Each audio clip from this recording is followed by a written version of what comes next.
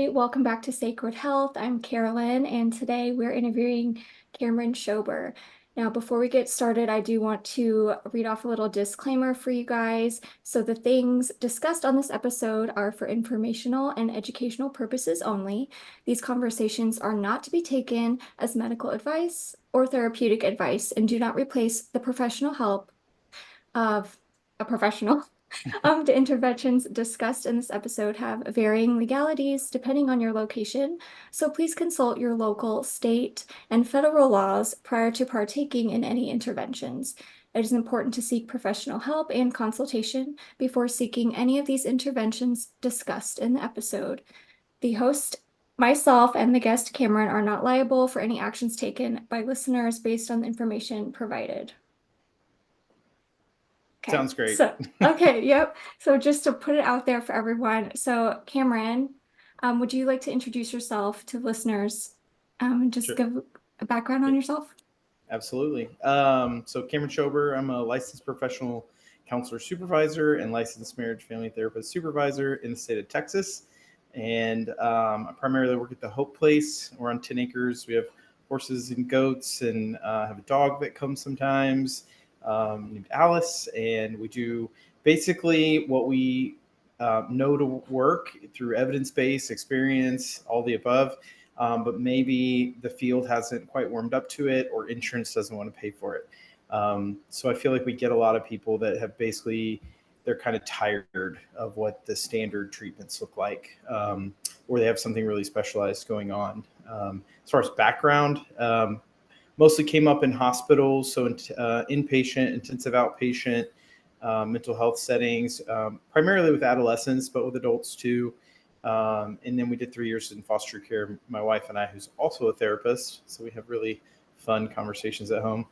And that's the bulk of it. Play video games for fun. I'm a true nerd. So when I tell you I'm passionate about psychedelics and what it's got for us in the future, I tell everybody I do this stuff for fun. Like I research and listen to podcasts. It's like a moth to the flame. I just can't resist. So I tell clients, don't ask if you don't want to know, because it'll be a long conversation. Yep, it's just gonna all come out. So yeah, I guess I should explain this to the listeners. We're going to be talking about psychedelic assisted therapy today. And I know this has a lot of, I guess it could be either way, controversy, or just people can be really excited about it. It's definitely a new thing in the clinical setting. But I guess first off, I want to know what got you into practicing therapy to begin with. Like, what was your inspiration for wanting to get into it? My origin story, like a Yeah. superhero.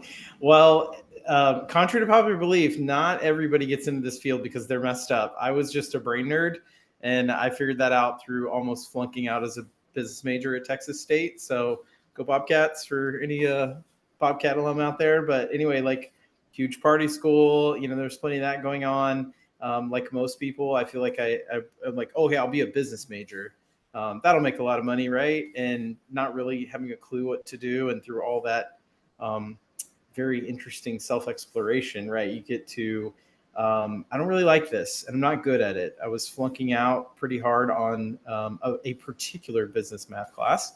And, when you go through the same class on the fifth go, you kind of, at least I had what are you doing here? This is a lot of money. This is a lot of time. Um, so I call it my first real adult moment where I was like, I'm closing the door to the apartment, throwing the lock, no video games, no TV, no real internet outside of the research. And day one was, what do you enjoy? Like, what do you like out of school? And then day two was, what can you do with it? So just trying to get to brass tacks of like, what are you doing with your life? And then I came to the realization pretty quick that I never missed a psych class, which I cannot say for my other classes. There's definitely a lot of skipping.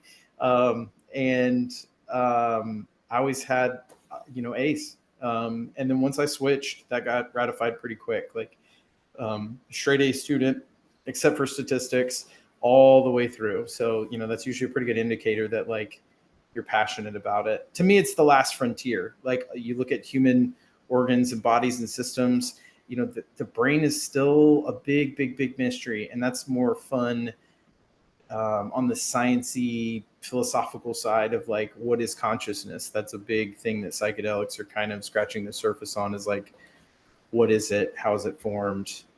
Can we pinpoint it? Spoiler alert, I don't think we're going to in our lifetimes, but I could be wrong. I mean, that's part of the fun of scientific pursuit. So the psychedelic stuff, just to be abundantly clear, that's a more recent development. But I'm just a brain nerd who loves to hear a story. And I was a late ADHD diagnosis like last year. And what I learned about myself, though, like, oh, that fits, is I have a real interest for like stories. There's a lot of wrinkles, and like people have a lot of wrinkles in their lives, and then trying to find where you were successful. Because I think the one big mistake is like we're always talking about problems in therapy, and as a postmodern therapist, we're actually talking about the opposite. Like where are the strengths? How did you get those? How can we amplify that? So that's kind of where I started in the therapy side. That's great. I relate to you with being fascinated with the brain. I say this, I don't know, I minored in psychology, but like I didn't ever finish the 4 years to like do my major, but the psychology part like was so fascinating to me. And just throughout, even after that in my adulthood, I was just like learning about the brain and why we do things and honestly to help me understand myself, and also how to interact with people and figure them out too, because I think everybody can be like confusing and it's like sometimes we do things that don't make sense, And so just A trying to like lot. grasp that understanding why. But yeah, definitely recently have been very curious about how psychedelics affect the mind, and clearly they've been used for forever, but how we're now like in the science realm getting a grasp on it and researching it more. I'm very eager to see what comes out of that.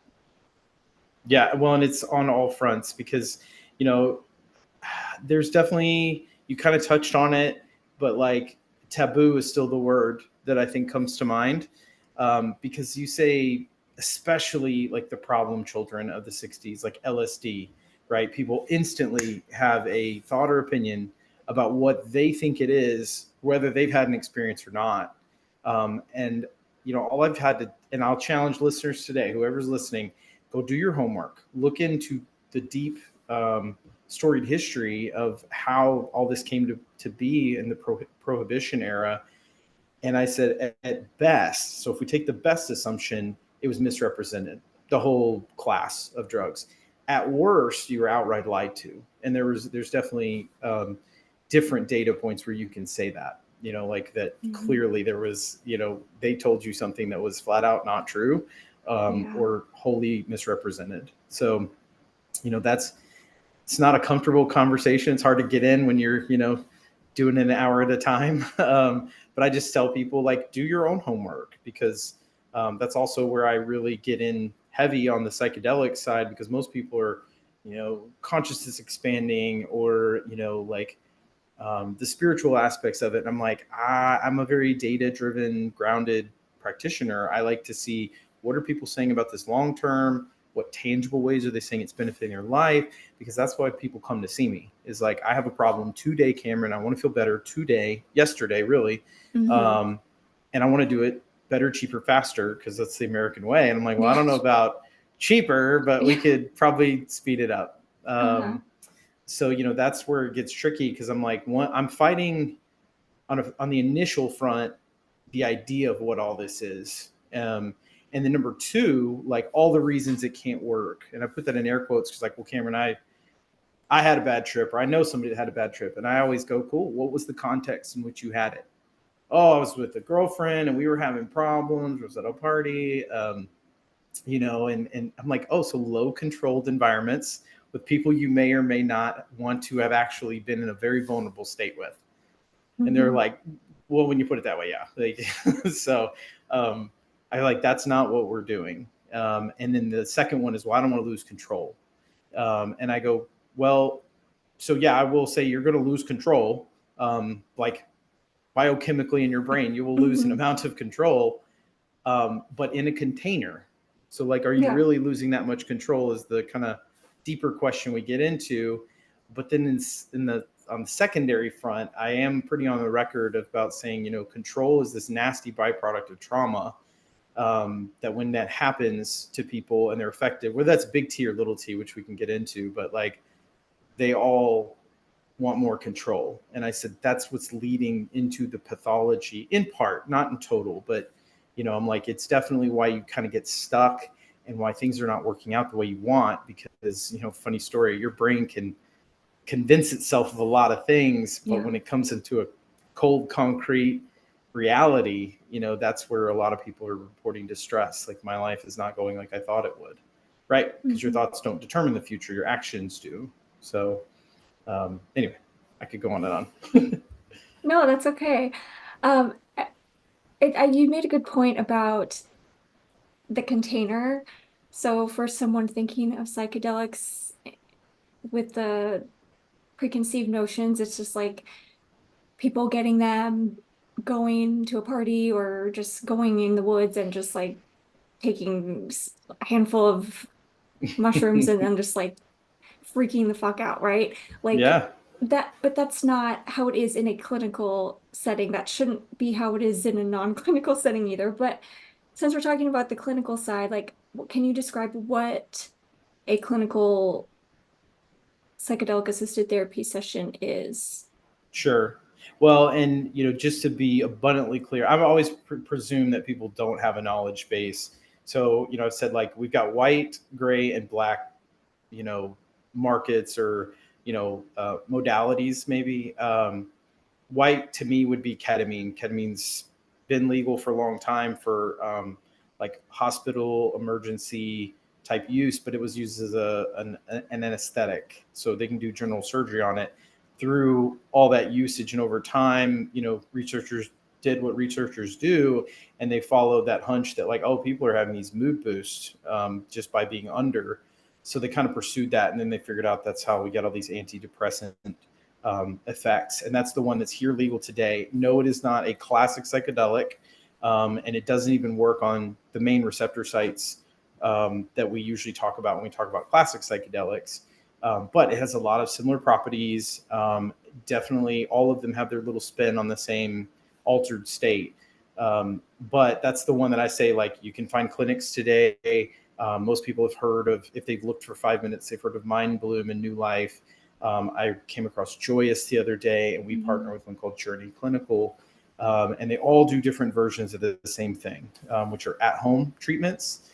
There's also clinics, like you can go to a clinic and get an infusion, which I have to tell everybody that's the one that all the research is based on. If we go more gray area, there's a lot of churches. I start smiling because I'm like, there is so much variability in how tight or loose they're running their church. But I go, in America, you have a First Amendment right to your freedom of religion, and that includes sacrament. So nobody bats an eye when Wednesday, Sunday mass, the Catholic Church is serving communion wine. But when you say like ayahuasca, people start to, look at you a little weird. But I go, it's, that's the whole separation of church and state. I don't think anybody wants the government telling their religious practice what they should or should not do. So it's been kind of back and forth. Like, there was recent news. I think it's the Eagle and the Condor Church, but they do ayahuasca as I know it. I could be wrong, but they just settled with DEA and they dropped all the criminal stuff. So, but I tell people they're usually going after the um, people who facilitate and whatever's going on in there, not the participants typically. But I'm not saying that's not legal advice. You should definitely do your due diligence. But that's usually what happens. The one thing I can tell you is for the church model, which I really do want to cover. If people are getting hurt, that's usually where you see federal agencies having more of a say, or if they just haven't done their appropriate structure and paperwork. And then you've got the black market, which is thoroughly unregulated and Reddit is full of all sorts of ideas, good, bad, and in between, and that's where I see a lot of people getting their information from. But for the most part, it's in a controlled environment. That could be at your home, that could be in a clinic. But I'm like, if it's at home, even with ketamine, I really stress to people, like, you're going to have to elevate. This is not a checkbox, like get dinner, feed the dog, and take ketamine. Like, that is not how you want to structure this thing. I'm like, block a few hours at least, your day at most, and you make your space pretty comfortable, dare I say sacred, like someplace you'd want to be, and you feel like you could come into contact with parts of yourself, or parts outside of yourself, and that I could come back here and go, okay, wow, I feel really grounded and safe. But I've met plenty of people that pardon my French, fuck around and find out, and and I usually get to clean up that mess too. But that's really it. The church setting, like I said, those vary widely. Usually it's group, so it's like one big room and people are on yoga mats or small, like, bed type situation in a circle, one facilitator, and then they go through a group experience. Yeah, that brings up also stuff I've heard about is the retreat centers that are outside of the states that people can travel to and do ceremonies at, like in Yeah, Mexico or South America and stuff. popular spots, Peru. Like I hear San Pedro, which is mescaline, which ironically is totally legal to own a San Pedro plant in America. Weird little wrinkle in the drug law, they just didn't include it. But you could go to Home Depot today and find a San Pedro cactus. It's loaded with mescaline. That's, once again, not an endorsement, but I just always find it interesting. Actually, since we're recording, like my little one in the office here, so but like, that's just one interesting fact about it. So, but you can go to there. A lot of people go into Costa Rica for ayahuasca ceremonies.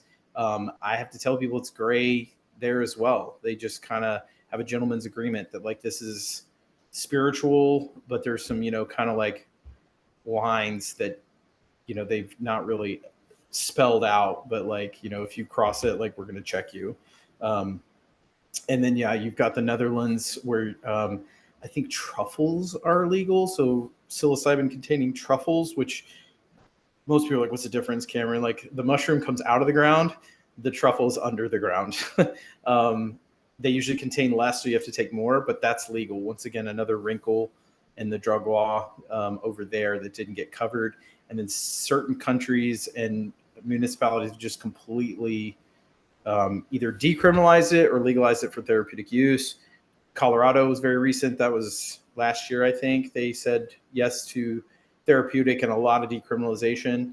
And then Oregon is the first one in the nation that was like, we will allow for legal therapeutic use with also a lot of decrim. And that's confusing to a lot of people. Decrim, we're not gonna. It drops to the lowest priority. So, like, being arrested for mushrooms, not high on their list, or whatever the substances are we're talking about. Legal for therapeutic use is a different deal. So, having some kind of structure around the administration and allowing practitioners to actually work directly with it. And then it's just Australia, MDMA and psilocybin got legalized not too long ago for therapeutic use, but it's all over the map. Yeah. It's all over the map. So that's why I tell people, like, it's well started. We're, I would argue, past the initial phase of whatever renaissance you want to call it, but it's far from done. And I definitely think we're, like, cracking eggs and figuring out what works and what doesn't. And it's, like FDA recent, that's the most recent news. FDA, the advisory committee voted down MDMA therapy, which was a pretty big shocker. I think they just took it for granted, like this is going to happen. And lo and behold, it's, it's in question. It's not done, but it was definitely a big grounding experience, I think, for people, which I prefer. I would rather, like, we cannot be starry-eyed about this, because I go, Mhm. a lot of people are putting the weight on the medicine. I'm like, you still have to do the work. Yeah.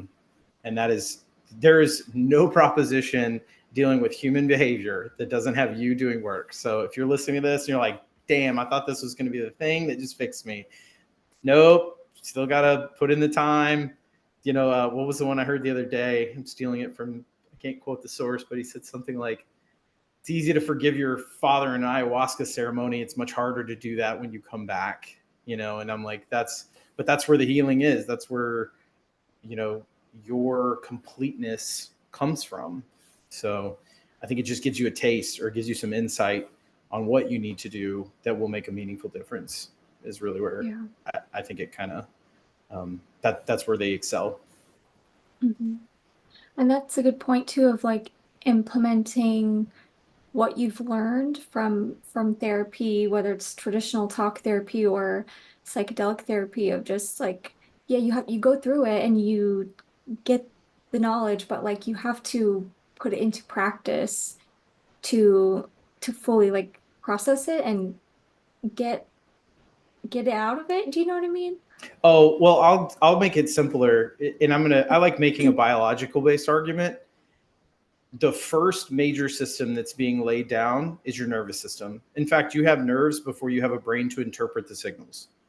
So, and there's a lot of like trauma research. Like I feel like trauma is kind of a buzzword now, which it's mixed. But I'm glad it's at least a public thing now. Like they've heard the word.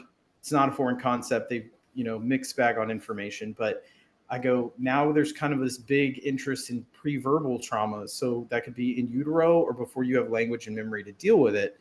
And surprise, like science is pretty like, hey, it's a thing. Um, but the hard part is, okay, so how do you work that out? Well, you're literally going to have to work it out. You can't talk it out, and that's, I tell people, if you start down this trauma healing journey, the first thing people usually do is get knowledge, but then that's where they make their first mistake too, is they go, oh, okay, I understand now why everything is so hard for me, or I feel so broken, or whatever. And I go, that's not doing the work. That's understanding the work I need to do. But I'm like, that's like making a diet plan and going, cool, that's how I get down to my ideal weight. And you walk away from it. Yeah. Like Yeah. that's I think the hardest thing about this business is, without drugs, it's just talk. That's where I think a lot of people struggle because, like, sure, I should eat better and exercise and have more connections, but Cameron, that's why I'm talking to you, because I can't do all that.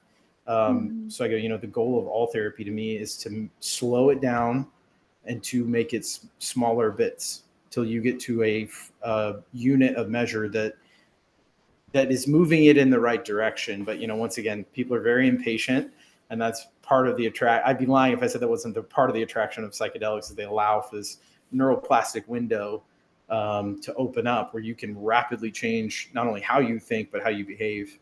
Because after 25, 30, it's starting to get very, very hard for your brain to allow itself to change. So, Mhm. and that's totally natural. It has nothing to do with neurodegenerative diseases. It's just how we were built. Yeah.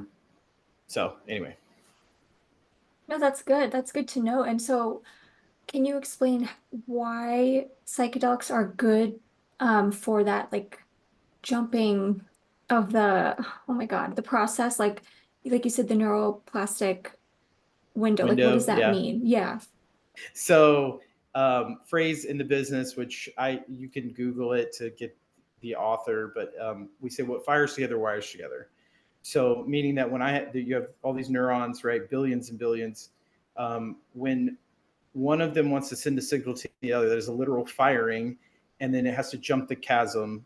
So an electrical signal is converted to chemical, and that's how you have a thought, a behavior, an action, all the way around. So that's how we come into existence and function.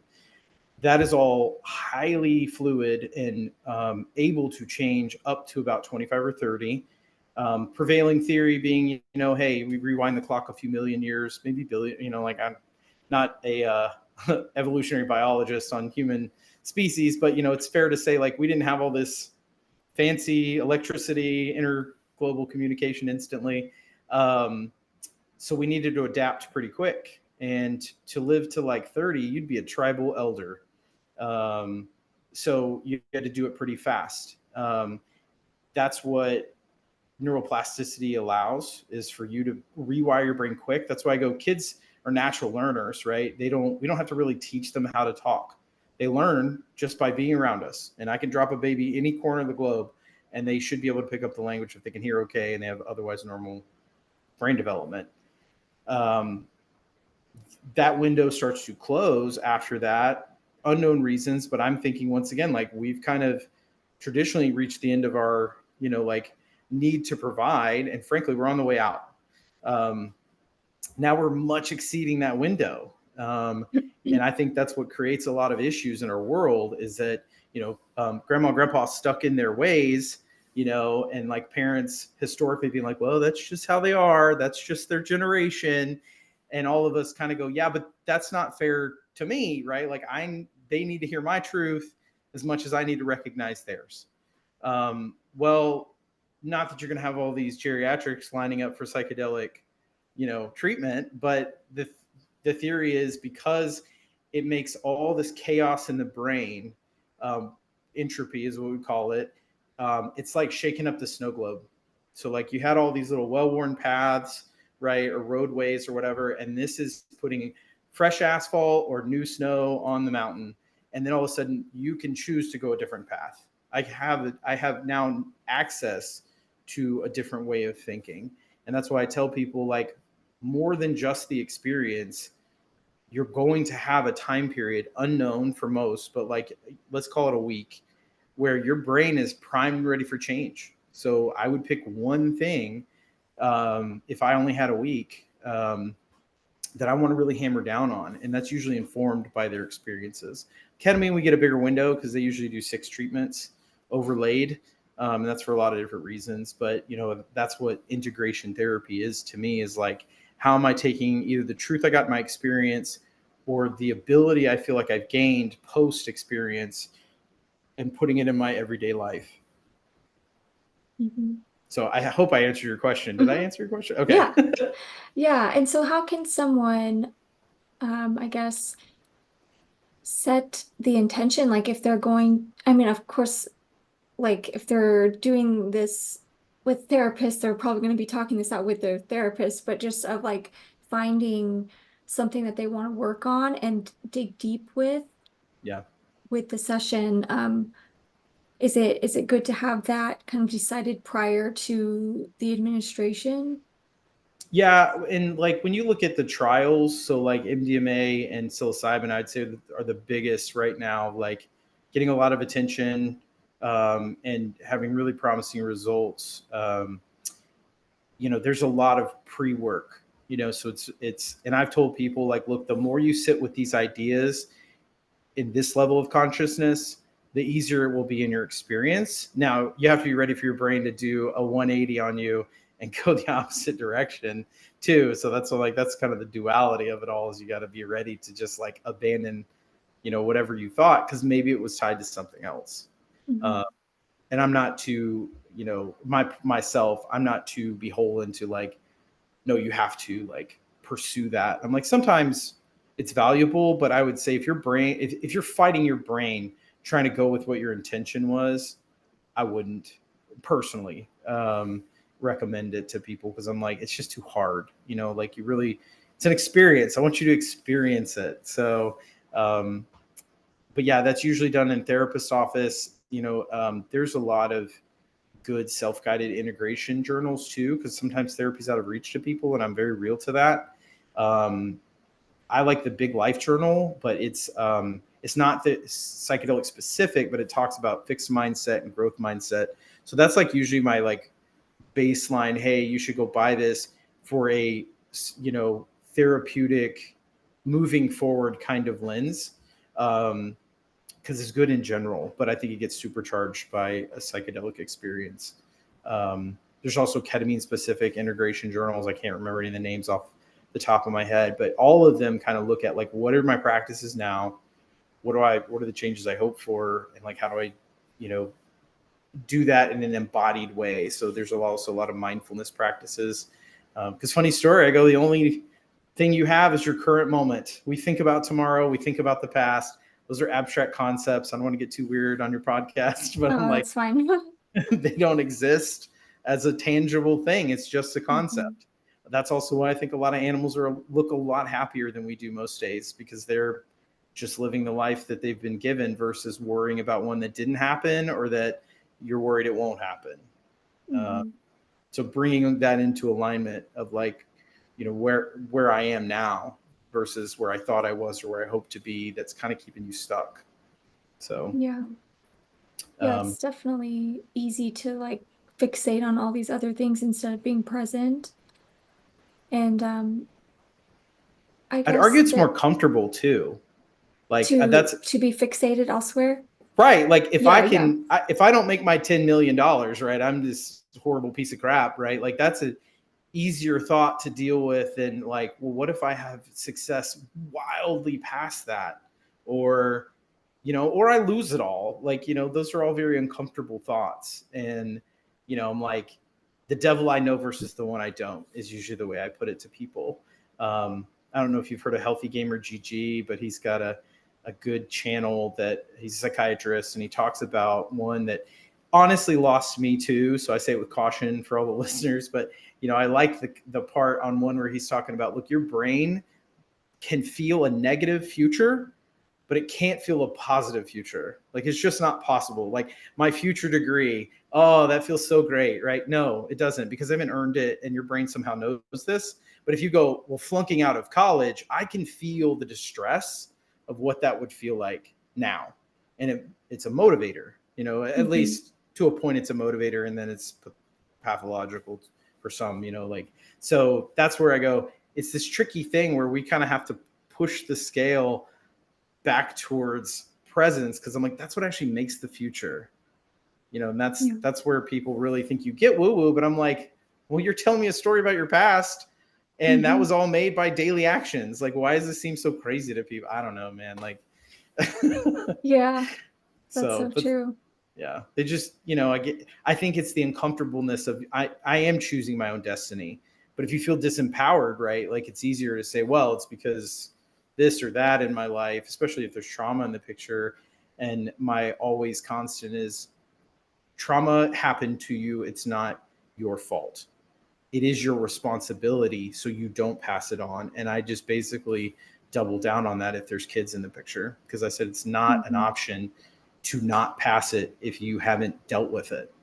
Um, because an emotion that I feel, if I can't tolerate an emotion in myself, I will not tolerate it in kids, and I would argue other people as well.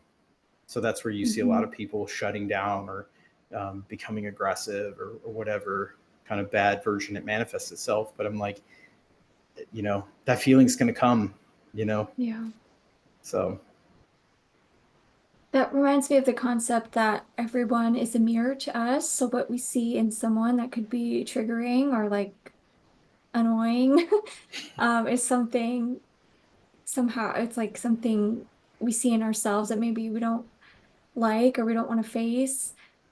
Um, yeah, and just the thing about the kids, that was a really profound statement because even I'm thinking about my childhood and also me as a parent, like if I have a hard time dealing with my emotions, then it's like I definitely don't have the tools in place to handle my kids having, like a meltdown, you know? yeah, Dr. Becky Kennedy is a certified expert in this topic, and I highly recommend anybody. My favorite is, there's Huberman Lab. He's a Hmm. very big neuroscientist guy. He's getting super popular, by the way. But anyway, Yeah. he had Dr. Becky Kennedy on his podcast. He has no kids, and I just saw, you could see his interest, and that's where I'm like, that tells me she's on to something much more universal than parent-child. Um, and they didn't do heavy trauma, but I go, like, look, when you lose it with a kid, I go, what's at risk, right? Like the mess is already there, or they've already broke the thing, they've already failed the class, right? Like, so what are we talking about? We're talking about emotions. And I don't know anybody that doesn't want to feel valid in what they feel. What's behind it, that might be a whole different topic. But I go, at the heart of what is good therapy is you feel validated that I'm not crazy for what I'm experiencing. A lot of people that is what I hear. A lot of people just say it's just nice to have somebody to talk to. If I pull it Mhm. out a little more, it's because I'm validating that, like, yeah, that does sound hard. It does sound like I'd have, anybody would have issues going through that. And I'm like, but we don't get that. Like, we get a lot of, we'll get the hell over it. Like, Mhm. you wait to hear my story. Like, now you're making it about you. Like, Yeah. um, and I'm like, this whole self-made successful person thing. I'm like, that's a myth. It's a myth. There's no way to do that. I was like, we're a social um, species. Like, we share, like, that's what art and music, and I would argue this podcast is like, I want the ideas in your head, and the only way we're going to do that is by talking back and forth. Yeah. And then I will either elevate this more, say that was really good, or say that was terrible and walk away, right? And that's how we base all human connection. But I go, from the baby, it's not optional. You have to connect or else you're food. So when we like zoom out and you get to the years where, stealing from Dr. Becky, like, they're born with all the emotions and zero the skills to deal with it. Well, if I didn't get the skills to deal with it, then how can I help my child? Yeah. And That and hit me like a train. That was a good one. well, and I mean, look, I'm just stealing from other experts, but I go, I like to synthesize it in a way that really does, like, shame is not helpful in parenting and healing. Um, I would say if there are benefits, it's short. Like, as a cave person, if I ate all the food we had because we had a lot, and I just woke up in the middle of the night and wanted a snack, then them all staring at me with terrible looks might change my future behavior. Yeah. But like, drinking and feeling awful about that and doubling down on it, and just really, that's like a big thing in the addiction communities, is like the shame bubble, as I've heard it. Mhm. um, that keeps you stuck. This whole idea of like, once an addict, always an addict. I'm like, I don't know that I buy that anymore, because I see this huge link between trauma and addiction, and the shame is the part that drives um, you know the continual pursuit of that, or resisting of it, is that I'm trying to ignore a part of myself that was hurt or less than, or thought to be less than, at Mhm. some point in my life. So, that's where I'm like, look, it's behooves all of us to take a little inward look and say, why am I doing what I'm doing? Um, Big and small, you know? Um, so anyway, I don't know where I was going with that, but No, it's good. It's yeah, I'll have to definitely in the show notes I'll put all those people down that you've been mentioning, but the the yeah, just the fact of like feeling the shame leading to a behavior as like a coping mechanism. Um yeah, yeah, it's it's crazy how it can pan out. well, and that's like, and I've told everybody, like, I'm very public about my ketamine story, and I've told it elsewhere. But the short version is, um, it just hit me with a ton of bricks of like, because I had anxiety. That's what got me there, and it was made worse by modern pharmaceuticals, not better. And I got to a point where I was disconnected from everybody, blaming everybody, and then, in a profound ego death moment, which we can go into later, but like, just let's say the height of psychedelic experience, um, I panicked and I was like, I died. I took too much. I died. And had all these panicky thoughts. But then a voice that was my own, but not, was like, hey, if that's true, you're dead. Then none of these anxious thoughts matter, because you can't do anything about it. And that's a level of logic I can really get behind. And I just let go. I just let go. Had my experience, and that freed me in this reality. And there are things today, like, wife. Sorry, I'm gonna put you on the spot, honey. She texted me today, and she's like, hanging out with a girlfriend. I guess one of the kids fell into a body of water, and she goes, "Hey, I had to save her, but I had my phone on me, so I think it's messed up." I know I would have lost my shit in prior to ketamine. I'd be like, I can't believe this. Phones are so expensive. Why did you save that child? Just the forest for the trees, right? Missing out on the whole. I'm like, well, are you okay? Is kind of my first thought. Mm-hmm. Like, are you okay? Because if that's anything like was painted to be, right? Your emotional care is first.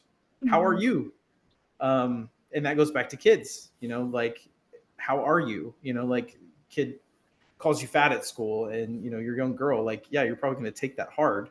Um, how are you? Because I can't change what they told you, and I can't actually do anything about your feeling. You just have to feel it. So all I can really do is be with you. Mm-hmm. So that's what I think, like, all these things kind of do, is put a real sharp focus on what's happening right now, not what's a future problem, because I always think to work when something bad happens and they're like, let me find all the ways I could blame you for the why this happened. And you're like, cool, but it still happened. So how do we go about fixing it? And more importantly, like, is anybody harmed? Was there lost productivity that we can't make Mm-hmm. up? Like, Yeah. is there some material loss, or you just not like it? And that's why I think everybody hates office politics, because we have to put on a face and a mask and be disingenuous and funny story. If you do that long enough, you just are unhappy with your life. So Mm-hmm. that's why I do this, man. I wear Yeah. t-shirts and shorts every day and talk about psychedelics and take half a Yeah. day off if I need to, like, which I Right. get everybody can't do, but I go, on some level we have to get back to what's your authentic self, because we're living a life that we weren't built for. Um, Mm-hmm. Speaking like to the hunter gatherer version of us. Yeah. Yeah, that's something I've been learning, and it's been like reaffirmed for weeks now, just from different things. So I know I'm on the right track with it, of just learning to even just have awareness of what is my authentic self like, what do I want, what are my boundaries, just like learning about myself and embodying that and expressing it. Because for so long, like you were talking about, it's very easy for people to not do that. And after a certain point, then it's like really difficult to find your way back. Well, and the most, like, hated thing, I think all of us, self included, I'll throw myself in there. Does this all have to go back to childhood, Cameron? Yes and Yeah. no, like, somewhat. But I go, Hmm. look, if you buy into that fact that I have to have a bigger, stronger, wiser, kinder adult to literally let me borrow their brain to become a full adult, then that's going to be everything. That's going to be the good, the bad, and the ugly. And then all of a sudden, I have patterns that I've adopted that maybe don't make sense for me or my situation. I've seen so many people held captive by a dynamic that has long gone. Whether they're afraid of losing somebody, like, socially, um, whether they're afraid of what people will think. And, like, that's why therapy can be really frustrating for a lot of people, I think, is like, if all of a sudden I'm telling you this truth and the therapist doesn't see it that way, because, like, you're a 20, 30, 40, 50-year-old adult, why do you do that? Like, pretty soon it feels like you're judging me too, right? Hmm. So but if you go, like, I could understand how, if I spoke up and mom would bite my head off, then maybe I now don't speak up in my marriage. I don't speak up when the kids are doing something they shouldn't. Um, Advocating for myself. But I go, at the end of the day, the energy is there. It's just, what are you doing with it? So, if you decide not to hurt the other person's feelings, then you also decided to keep that discomfort in yourself. And I'm like, at the end of the day, it will come back to bite you. I don't know how, I don't know how big, but I know that, like, to not express that is like being constipated. It's the poop is Hmm. still there. You just have not had it yet. Yep. So, Yeah, it does, and it comes out. And to tie this into what you were saying with your ketamine experience and the ego death. So like let's say you have all that built up, right, in your life over time, and then you have an experience like this, like that could come up in your psychedelic experience, and maybe it's like not enjoyable, or it's like overwhelming because it's like all these subconscious buried emotions. mhm. They finally have a space to be felt Well, and and be that's why I say like, experienced. yeah, that's exactly. And I go, look, that's the only option to me is you either experience it or you don't. Because funny story, emotion can't kill you. It can be uncomfortable. It can make you think a lot of things about yourself, but it can't kill you, and it's not designed to last. Um, they never were. So that's why I go, like at the core of the issue, what are you running from? Not feeling a negative emotion. How is that affecting you now? And look, to be really fair, like I'm sure there will people that will listen and have trauma, and they're like, well, I don't know that I'm ready. That's why I don't judge anybody on their journey, because I go, you have to be well resourced, right, internally and externally. So I got to have good supportive circles.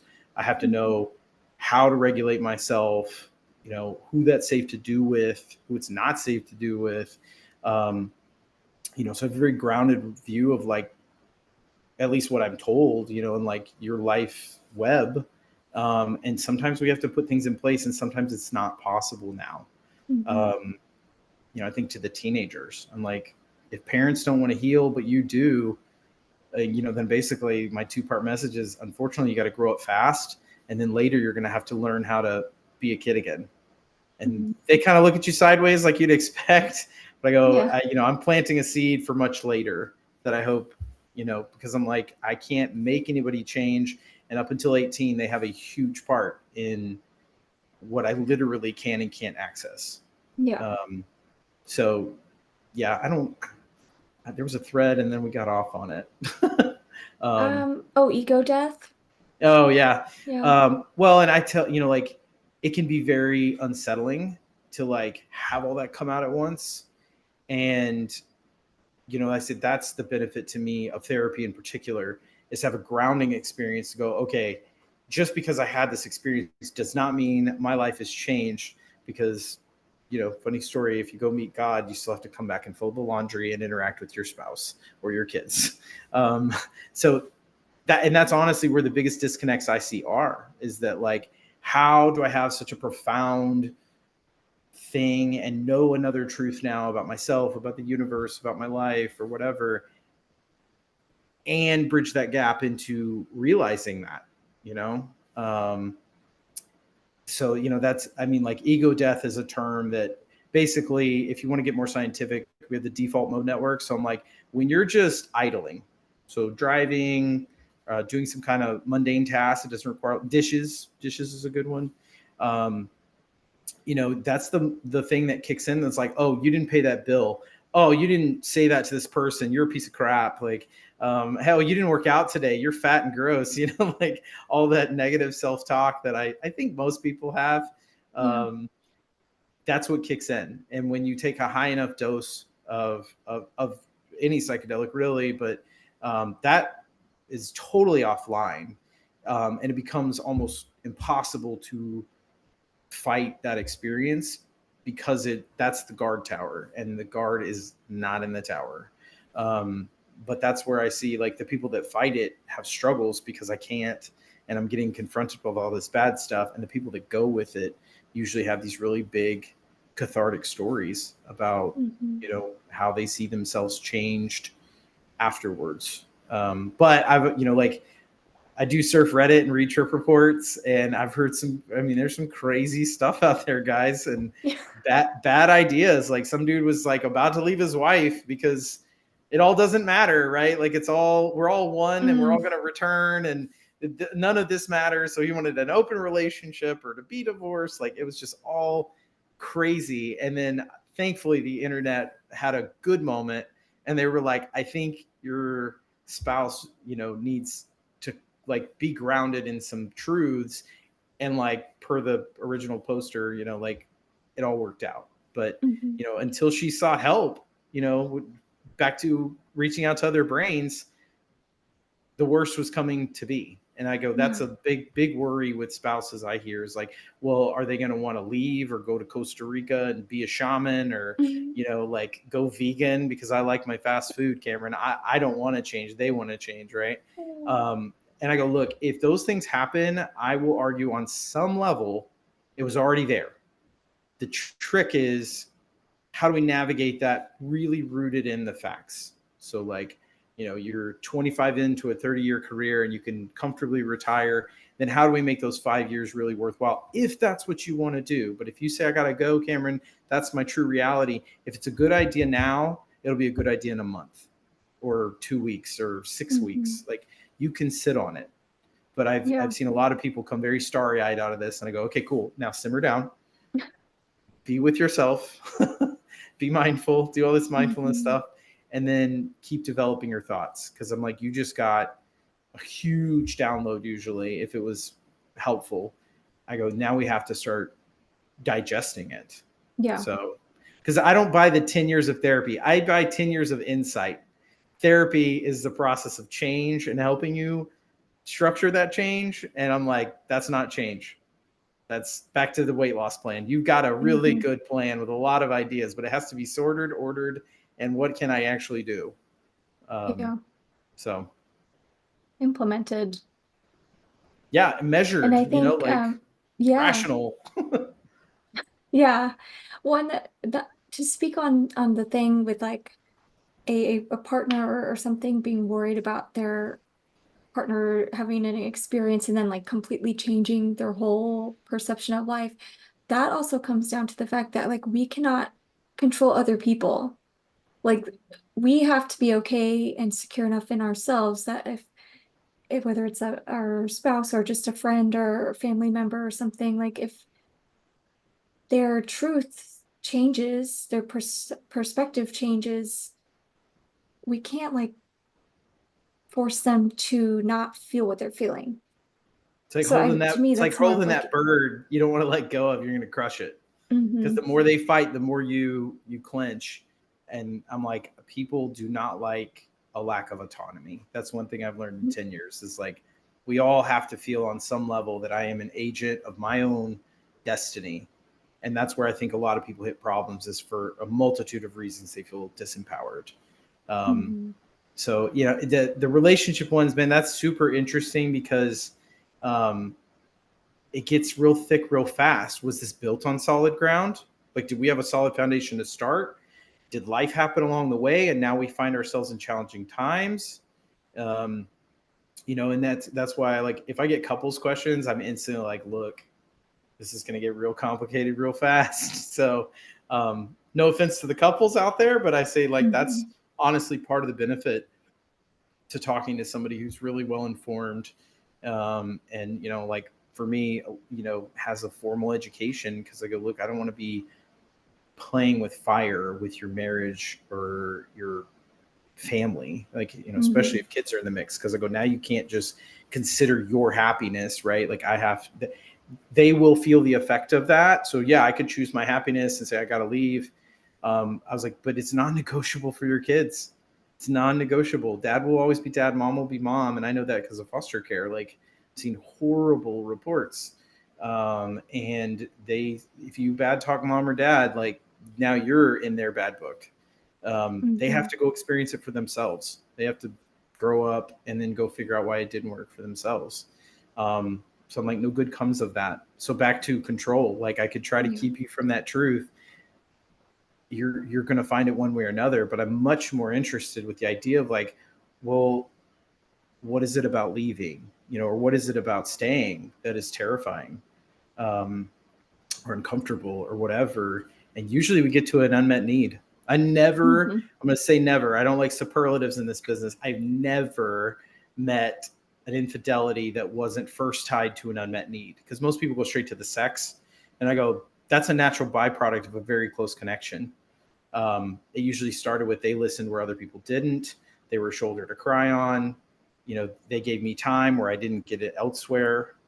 I felt free to be myself with them, stuff like that. And I'm like, Mhm. okay, well, can we get that freedom? Can we get that self-expression, safety, um, without breaking the entire thing? And that's, Yeah. another reason I go, you need to tread lightly on psychedelic insights, because there's a lot of, I shouldn't say misinterpretation, but they go with absolutes. Like, I'm not happy in my marriage, I need to be out of my marriage. There's some things you can't take back. And even if Yeah. saying I'm not happy in my marriage, well, buddy, you're gonna for sure at least be sitting in one therapist's office or the court.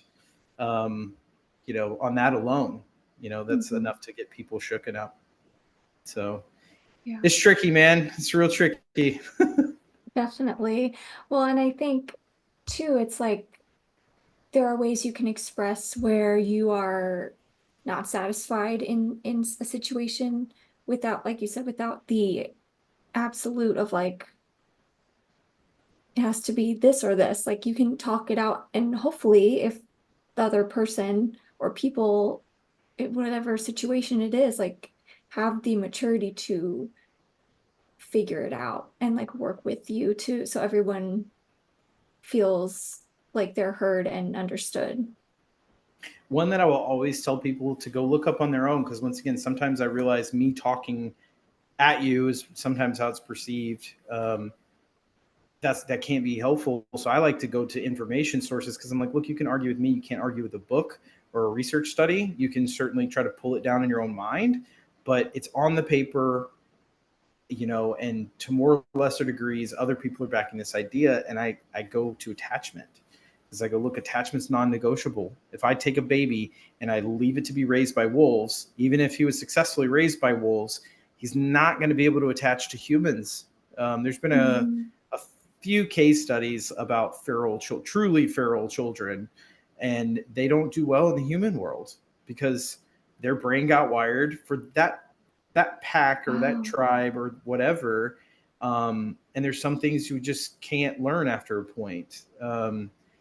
So like that, I go, that's the piece though that keeps us all together. When somebody dies that was significant to you, you have mirror neurons in your brain which help all this human connection stuff. I go, that's why movies make a ton of money, because if they make you feel something, bad or good, right? hmm. Like, I can get you hooked. I mean, every salesman in the world knows if I can form an emotional attachment, I've got you. So I go, that's why Hollywood doesn't really work hard on movies, because we just keep buying the same stuff. You're like, oh, it Yeah. makes me feel. Yeah. Um, but I'm like, that's what's happening in childhood, and then we have all these attachment based memories to it. That's why grandma's cookies always taste better than everybody else's. It's not that she did anything better, it's that you have an attachment to grandma, and when she dies, there's a literal part of your brain that kind of goes dark because it can't be activated because grandma's not there. That's where people usually get to that moment like, oh, I don't get any more cookies at Christmas because she's not here, and then I feel the grief again. Mm. I go, the people that navigate that find ways to reattach to it, but in ways that are less direct. So, we always do grandma's, we bake her cookies together as a family now, or, we go to her favorite spot and eat cookies that are the best shot we can give it. Right. Like, so we reinvent ourselves. But it's back to connection. Like, I go, that's all. People have said, well, okay, Cameron, big picture, how do I heal from trauma? Have a safe place with safe people to genuinely express what you went through. And here's the kicker: you have to be vulnerable. You got to tell them the nasty truth. Most people are worried about getting stabbed in the heart when they tell you the thing that you're not going to accept me if I tell you. Hmm. But I go, but what happens if they do? If they do say, wow, that sounds so horrible. I'm so sorry you had to live with that so long. How can I be here for you? Like, that's where people are bawling, and Yeah. all the gross stuff that all the men in the world are like, bleh. But I'm like, I'm like, any dude that has a kid, the moment you see them do that thing that you've been working so hard and they look to you for approval, like, I can feel the wetness in my eyeballs right Mhm. now. Yeah. And I'm like, but you can feel that because you have dedicated circuitry to do that. If I put stress on that system, I put trauma in there, that all gets damped down. And that's why I think they go, I'm numb. I'm not connected to anybody. I'm alone in this. And I'm like, and that's why, like, therapy in my version, right? But like, human connection is usually that path back. AA, sponsorship, Hmm. right? The 13th step. I go and help somebody where I used to be. Yeah. That's human connection. It's not therapy. It's not drugs. It's just somebody giving a crap. And I'm like, that's pretty important to us as humans. Super important. And yeah, I guess that I feel like a lot of, like we talked about the root. of a lot of issues is just that loneliness or that desire for connection in some capacity. And it could turn into all different types of actions, stemming from that. But I feel like that's the root of a lot of I've, heartache. it's funny you mentioned loneliness. I've seen a couple articles not too old and news stories where they talk about loneliness has more devastating systemic effects than smoking and drinking combined. Now, anybody can fact check me, um, but I'm like, they're literally getting to a place in science where we can say if you don't have these connections, that we have a measurable health outcome that is negative, and that's crazy to me. That Yeah. like now we can say loneliness is a killer, which doesn't bode well for the Western world. So No. yeah, guys, you gotta like know your neighbor. You gotta give a crap about your friends. But the simplest way I Mhm. put it, I don't even remember where it came from, but it's the easiest one to follow for me. See and be seen. So if there's ever a moment where I'm scared to like public speak or do something like this, I go see, right? So like your story, a client's story, be seen, be out there with yours. Because yeah, you'll get haters. It's the internet. Anybody can hide Yeah. behind a keyboard and say you suck, I hate you. Um, but there's, I would argue, a fair amount of people that even if they don't speak, they feel a connection, and that's to me how people kind of are successful. Is there's some genuineness. Yeah.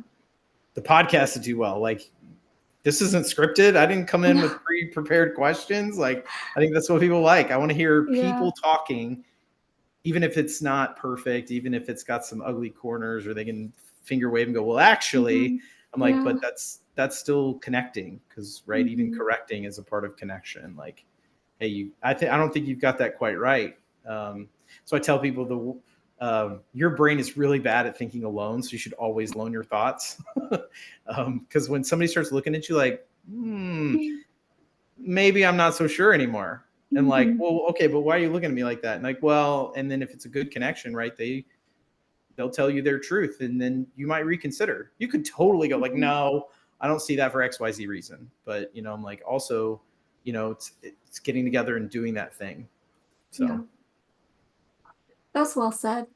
I think that's a good way to close out the episode for today because I realize we've been talking for like an hour already.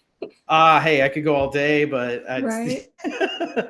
yeah, it's super No, fun. that And that was fun. I enjoy and like you said with the connection and like that's why I even wanted to start this podcast in the first place was because I was just like needing to feel like I can have conversations that are like make me think and just feel more not surface level, can I put not a this. bow on it for the psychedelic conversation? Yes, yes. I think psychedelics allow us to connect with a part of ourself that maybe we've never done it or it's been so long, and that allows me to connect to other people, and that to me is like the whole web of humanity. Like I know that sounds real rosy, but I'm like, Hmm. that's what makes you appreciate your kids or really love your spouse in a difficult moment, or um, feel loved by somebody. Yeah. So that's kind of why those are the bigger reasons I do it. But at the end of the day, sure, I can tell you all the lovely clinical, but I go, that's what's weird is you get in this spiritual place and you really go, wow, it's all about love, which is a very hippie thing I know to say, but Hmm. like, and that comes through human connection, genuine connection. Yeah. So Well said. I like that. But yeah, this was a great conversation. Thank you for taking the time to speak with me. Um, can you tell the listeners where they can find you online, if they want to get in touch with you and learn sure. more? Um, if so, hopeplacetx.com for all the professional stuff. You can see all our stuff we do. I mean, Texas only, unfortunately, right now, but we do virtual as well. And then directly would be Cameron.Schober, Schober, at hopeplacetx.com. And then on Insta is probably the place I'm most active, but psychedelic_Cameron. It's real hard. Cool. Yep, I'll put all that in the show notes for everyone so they can get in touch. Thanks for having me. I appreciate it. Yeah, thanks. Thank you. I had a good time. Till next time. All right. Have a good one, guys. Thanks.